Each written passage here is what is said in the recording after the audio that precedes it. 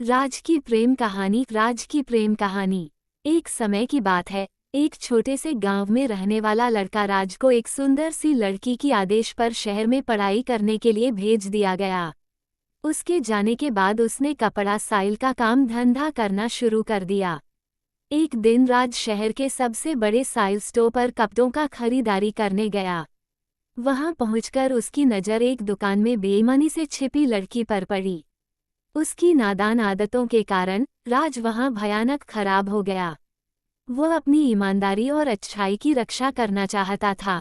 नीतिवादी युवा राज ने अपनी मां के बताए तरीके पर चलकर बिना ज्यादा सोचे समय क्यों खराब नहीं करते हुए दुकानदार को एक चांदी का सिक्का छोड़ दिया और वहां से कपड़ा खरीद लिया। धीमी धीमी धुन सुनाई देती हुई लड़की अचानक अपने पिज्जा पानीपुरी स्थान पर दिखाई दी। वह राज की खराब हालत देखकर उनके पास आई और पूछा, आपके हाथ में क्या हुआ है? क्या मैं कुछ मदद कर सकती हूँ? राज ने यह बात सुनकर हौसला बढ़ाया और उसने सबसे पहले दुकानदार को धन्यवाद दिया जिसने उसे यह सिक्का दिया, और उसने उस लड़की द्वारा पूछे गए प्रश्नों का उत्तर दिया। धन्यवाद बहन, मेरे हाथ में कुछ नहीं हुआ है, शायद तोड़ी है। लड़की ने राज को बताया कि वो उसे बचपन से ही उम्मीद कर रही है। उसने आगे कहा कि उसे एक बहुत अच्छा और भोला लड़का चाहिए जो उसे सब प्यार करे और उसकी ख्वाहिशों को सीधा रास्ता दिखाए। राज ने लड़की के प्रति खास इंटरेस्ट दिखाया और उसे बातचीत के लिए आमंत्रण दिया। वे बहुत देर तक बात करते रहे और इस प्रक्रिया में वे दोनों एक दूसरे के बारे में अधिक जानने वाले हुए। धीरे धीरे उनके बीच की रिश्ता बड़ी कहानी एक लड़की और एक लड़के के बारे में है जो बचपन के सबसे अच्छे दोस्त थे। वे हमेशा साथ खेलते और कई अनुभव एक साथ जीवन के हर पहलू को साझा करते थे। जब वे बड़े हो गए तो उनकी दोस्ती भी और गहरी हो गई। वो एक दूसरे के साथ मनोरंजन करने, साथ पढ़ाई करने और सप्ताहांत में मार्गदर्शन करने लगे। एक दिन लड़के ने अपनी दोस्ती के कुछ अलग महसूस किया। वो हमेशा लड़की की तरफ देखने और उसके साथ हंसने खेलने के लिए तत्पर रहने लगा। इन भावनाओं को देखते हुए लड़की ने दोस्ती के बारे में भी कुछ अलग महसूस किया। वह अन्याय महसूस करती थी क्योंकि उसे लड़के के प्रति कुछ विचार होते हुए उसके साथ भोला बनाया गया था। समय बीतते हुए लड़के ने धीरे धीरे लड़की को अपने अलग होने के ख्याल के बारे में समझाया। वह कहने लगा कि वो उसे खोने का डर दिखा रहा है और उसे ये भी दिखा रहा है कि उसके बिना वह जीने योग्य नहीं है।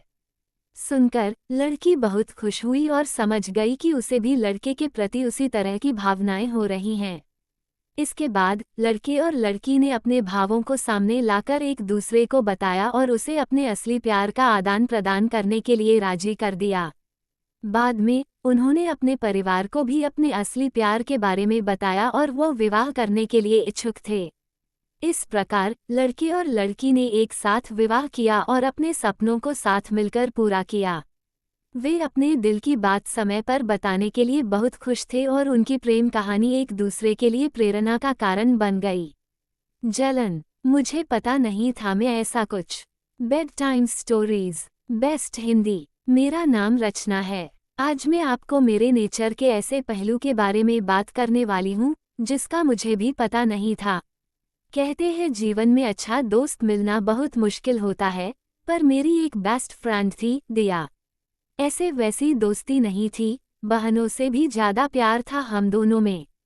हम तो हमेशा यही सोचते थे कि शादी भी एक ही घर में करेंगे ताकि कोई हम दोनों को शादी के बाद भी अलग नहीं कर सके। मेरे घर वाले मुझसे ज़्यादा उसे मानते थे और उसके घर वाले मुझे। बस यह समझो कि उसका घर मेरा और मेरा घर उसका। समय के साथ सब कुछ करना पड़ता है। मेरे लिए एक अच्छा रिश्ता आया। लड़का इंजीनियर था, अच्छा कमाता था, रवि नाम था उनका। घर वालों ने मुझसे पहले दिया को तस्वीर दिखाई। उसे देखते ही लड़का पसंद आ गया और मुझे भी बोली कि अच्छा है, तू मिलने जा उसको। मैंने बोला कि तू भी चलेगी, मैं अकेले नहीं जाने वाली। वो बोली पागल है, तू डेट पर जा रही है, मैं क्या करूँगी वहाँ कबाब में हड्डी। लेकिन मैं नहीं मानी। उसे बोला कि थोड़ी देर बाद तू चली जाना, लेकिन लड़के से बात कर ले, मिल लें। तू अपनी बेस्ट फ्रेंड को ऐसे ही किसी के साथ शादी करने। देंगी क्या? मेरे मनाने पर वो मान गई। हम दोनों उससे मिलने गए। घर वालों को कोई ऐतराज नहीं था, क्योंकि दिया मेरे साथी थी। रवि को हम एक रेस्टोरेंट में मिले। रवि हम दोनों को बहुत अच्छा लगा। दिया को तो इतना पसंद आया कि वो तो उसे जीजू बोलने लगी। रवि भी उसके साथ बहुत घुल गया था। देखा जाए तो रवि और दिया का स्वभाव बिल्कुल एक जैसा ही था, इसलिए मुझे भी पसंद आया। बस सब अचानक और जल्दी में हो रहा था। छठ मंगनी और पट ब्याह वाला सीन हो रहा था मेरे साथ। बहुत जल्दी में हमारी शादी हो गई थी। एक अच्छी बात ये थी कि रवि की जॉब हमारे शहर में ही थी। उन्होंने एक नया फ्लैट ले लिया था, बाकी फैमिली अभी अपने पुराने घर में ही रहती थी।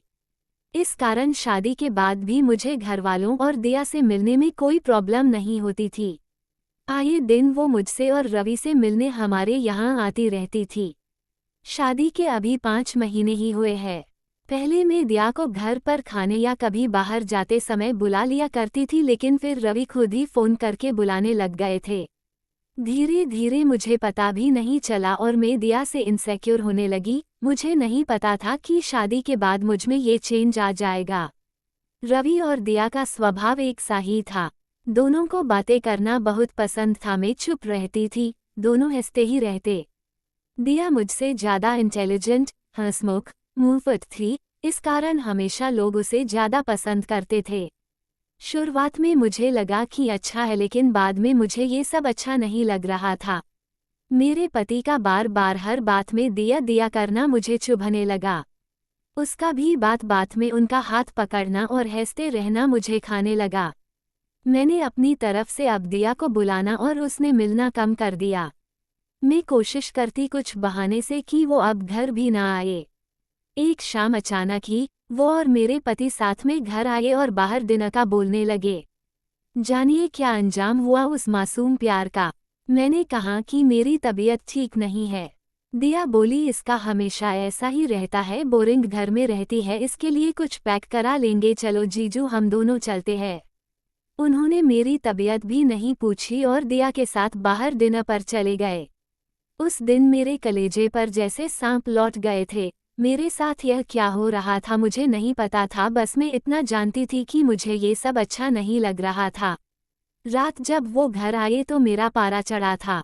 वो तो आए ही, उनके साथ दिया भी आ गई। दोनों अंदर आए और मेरा खाना टेबल पर रखते हैं। दिया कहती है कि अब मैं जाती हूँ। उसके ये बोलते ही मेरे मुंह से इतने दिनों का दबाया गया गुस्सा फूटा और मैंने कहा कि क्यों जा रही है, यही सो जाना हम दोनों के बीच में। दोनों की हंसी रुक गई। दिया को पता चल गया था कि मैंने मजाक में नहीं बोला है। कुछ पल उसने मेरी तरफ देखा, फिर दरवाजा खोलकर चली गई।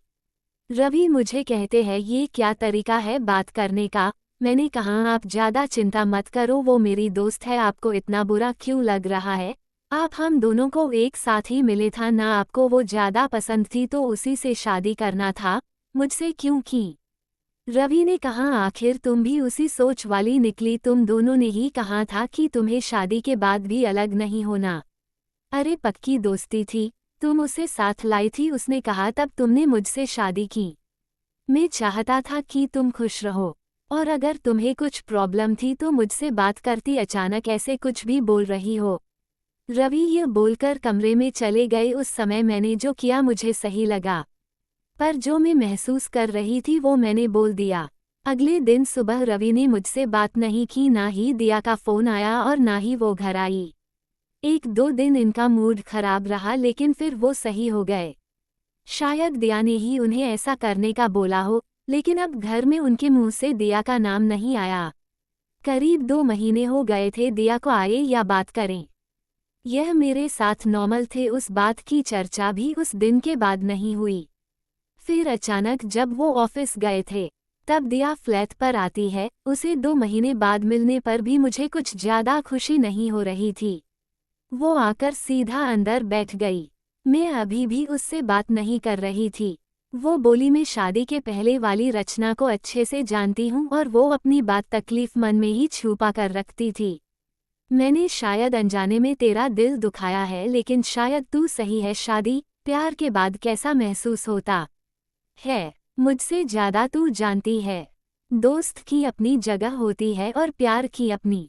मुझे इस तरह तेरी जिंदगी में नहीं घुसना चाहिए था। ये सारी बातें मैं शायद मेरे पति के लिए भी महसूस करूं। पहले मुझे तुझ पर गुस्सा आया, लेकिन अब मुझे लगता है गलती मेरी भी है।